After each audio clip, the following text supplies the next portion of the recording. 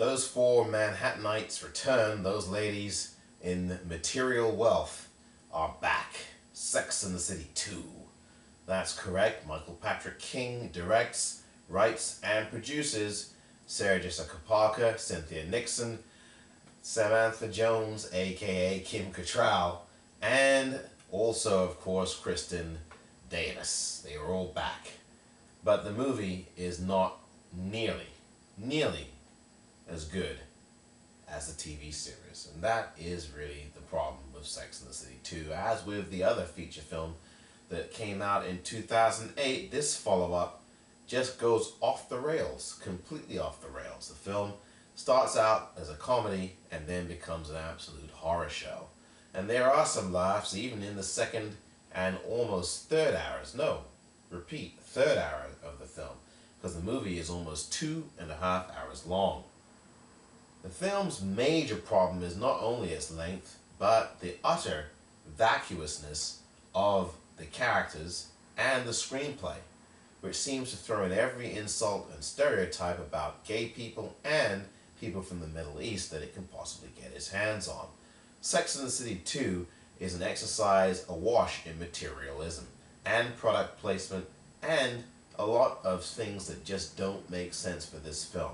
The film even goes a long way to insulting classic movies just for its own selfish gain. I won't spoil the movie that it tries to replicate here, or at least in a couple of moments tries to reference and replicate, but I will say that any attempts to make Sex and the City 2 some kind of link to nostalgia utterly fail here.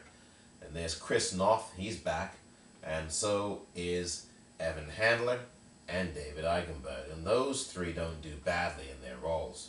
The themes of this new movie are somehow to do with marriage and commitment and the belief in things that should be explained. But no matter how long the film is, it doesn't do justice to any of those themes and doesn't explain them well.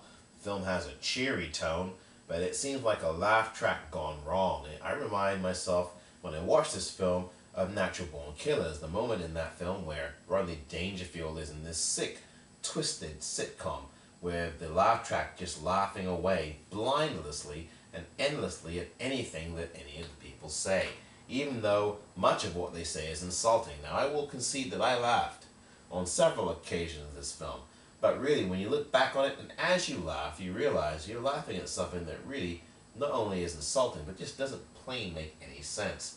How come with all the talent, how come with all the money, that the big studio films just don't seem to have any ideas? It's funny because when you look back at the film that this particular film references, you see that that film was so much smarter, the interplay between men and women so much better. And today, Sex and the City 2 is just a hollow paper bag. I'm Omar Moore for the podcast.